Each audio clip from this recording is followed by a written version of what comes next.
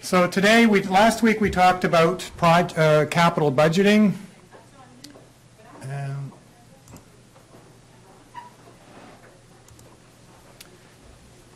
And we talked about, this is the basic problem we want to look at. The case next week is Coral Bay Hospital, where they're going to build an ambulatory surgery center.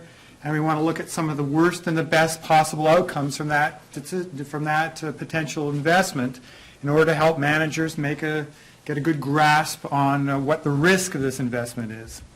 So today we're going to talk about project risk analysis. So we're really extending our discussion of capital budgeting from last week to talk about, okay, we've got this decision that we have to make. Should we build this building or should we not? Should we get into the PET scanning business? Should we not? Should we start a new product line? Should we enter a new market? All of these are capital decisions that management teams will struggle with week in and week out. And in order to make an informed decision, we should have some assessment of the risk to the organization of making that kind of decision. Thank you.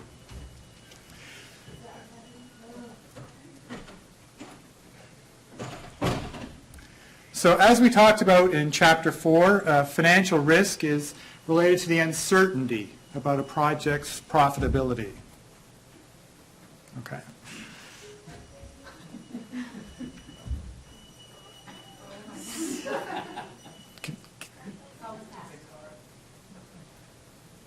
I don't know what that is. Is it? Oh, okay.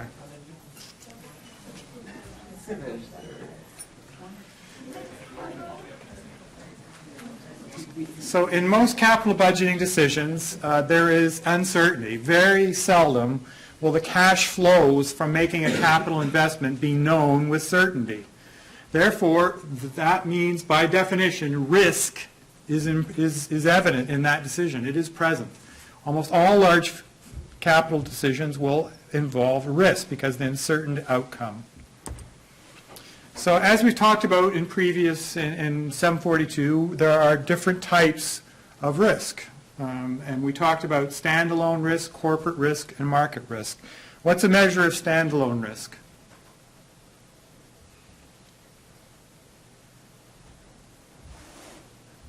Cast your memories back to Chapter 4. Standard deviation, coefficient of variation. Those are the two measures we talked about and when we talked about that. And when is standalone risk relevant? Rochelle? When this is the only project.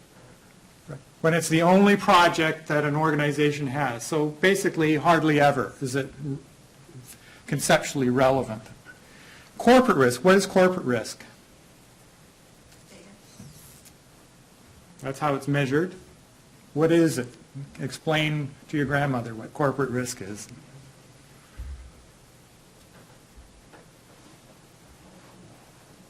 The combination of all of your projects and their risk in relation to the market risk.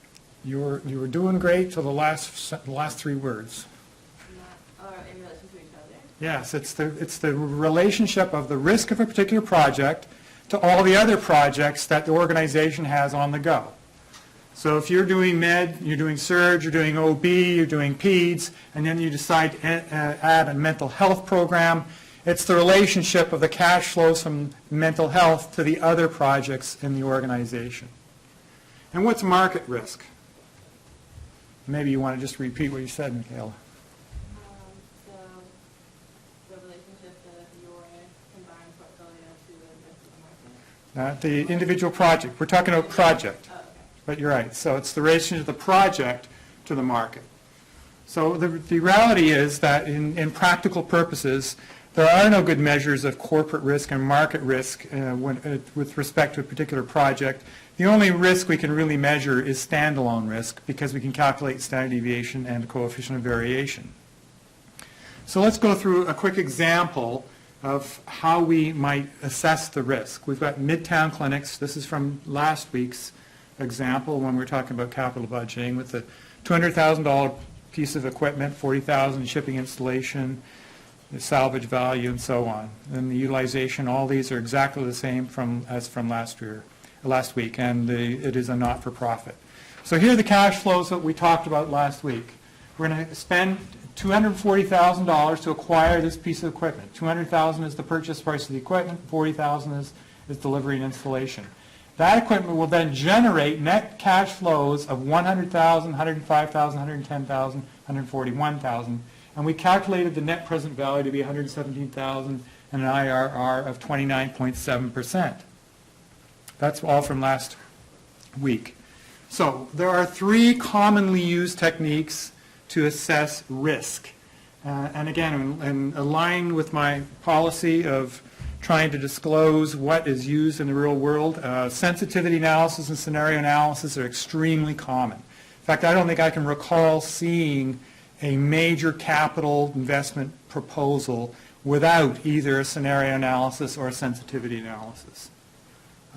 Managers are just unwilling to invest large amounts of money without knowing what are the potential consequences of forecasting error. Monte Carlo simulation is not as popular as the other two, but it's sort of enjoyed a bit of resurgence in the last 5 or 6 years with the emergence of health reform and more of a population health management approach that a lot of healthcare systems are beginning to take, and that has resulted in more use of Monte Carlo, but we'll talk more about that in a second. So we're going to go through each of these methods individually. So the first one is sensitivity analysis. And what sensitivity analysis does is it shows how changes in one input variable can affect the net present value or the profitability of the investment. So what we do is we've got all these variables that are going into a capital budgeting decision. What are some of the variables that I'm talking about here? What are the variables, the financial variables that go into, and the non-financial variables that go into a capital budgeting decision? Taxes, Projected volume, costs, there's only one left. Revenue. So all those four variables, you put them into a capital budgeting model, and they produce forecasted cash flows and net present value. So what we're going to do in sensitivity analysis is we've got those variables, and keeping in mind that each one of those categories, revenue, there may be 10, 15, 20, 25, 30 different revenues, because different payers will have different amounts per unit of volume. An MRI scan, a hospital will get a different amount for an MRI scan if Blue Cross is the payer or the state health plan is the payer or Aetna is the payer or whatever. They all have different rates. So all of these variables, when we say revenue, we talk about it as being one variable. In fact, there are many different variables within that component. But what we're going to do in sensitivity analysis is we're going to hold all of these variables constant, and then we're going to change one variable, just one, and then see what happens to the net present value as a result of that variable being changed. So typically we'll see ranges like 10%, suppose we're off by 10%, suppose we're off by 20%, suppose we're off by 30%. So let's go through a little example. What this means is we've got the change from the basic level. So remember back here we're assuming a volume of the expected volume is 5,000 and the expected labor costs are $100,000. Okay, that's the base case assumptions we're making about volume and labor. So now, suppose we were wrong about our volume projections or our labor costs. Suppose we're minus 30% wrong. Suppose we're plus 30%. So what do those numbers mean to you? How would you interpret the minus 87?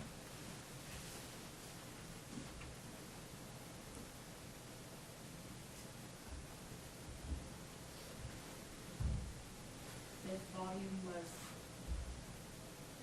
30% less than what we expected, and that would be the net present value. That's exactly right. So we are projecting, again, as I showed a minute ago, the net present value was $117,000. That's the base case net present value.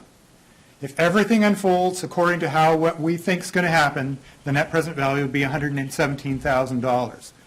But Suppose we're wrong in our volume projection. Suppose, in fact, it's not 5,000, but it's 30% below the 5,000. What happens to our net present value? It falls from plus 117,000 to negative 87,000. How would you interpret the plus 15 under labor costs at the very bottom?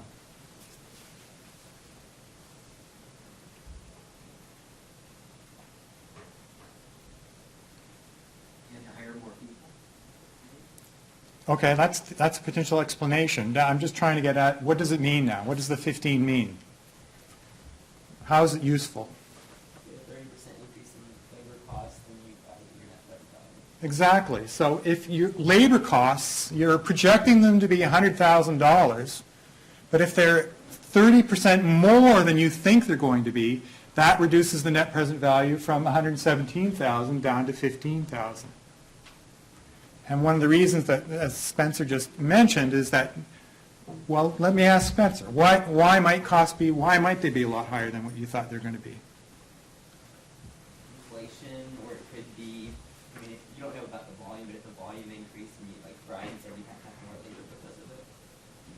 Right. So there's a whole array of different reasons why. If you live in a state where there's a large presence of labor unions, the collective agreement maybe have escalation in wages that are higher than what you thought they were going to be. Drug prices. There could be, if there was an oil crisis tomorrow, who knows what would happen to the price of energy. So there's lots of potential reasons why that might be. What might be the reason for the plus 219?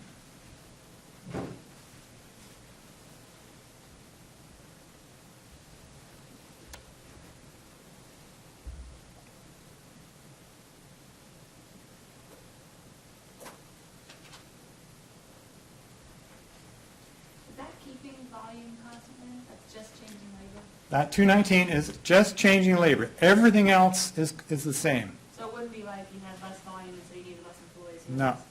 It's at the same level of, it's at your projected level of volume. We're changing these things one unit at a time. So maybe you hired, rather than a specialty position, maybe you were able to get a physician assistant to be able to do the same job or something, someone with a lower salary. Right, so you may have been able to substitute more expensive labor for cheaper labor for more expensive labor compared to what you thought was going to happen originally. There may be greater efficiencies in your processes. The collective agreement may be lower than what you thought there was going to be when you made the budget. So there's all kinds of different explanations of why that might happen. So we can actually graph these, and what do you notice? What does this graph tell you?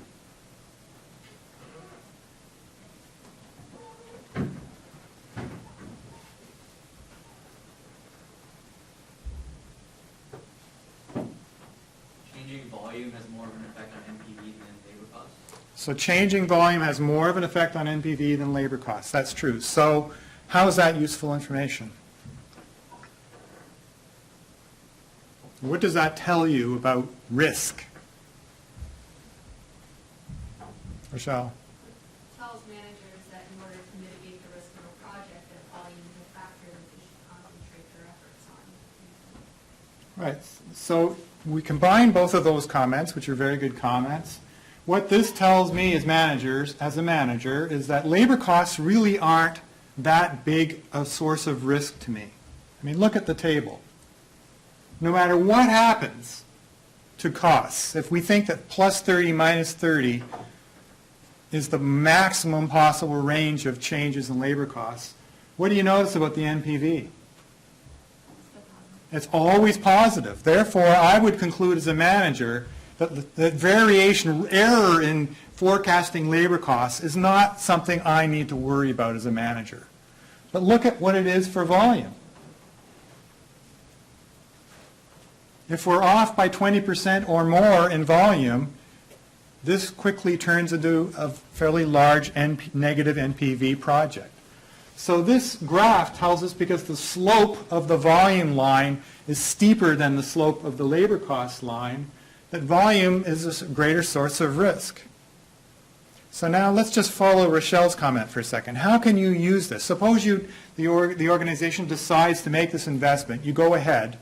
What implications does this have for you as managers?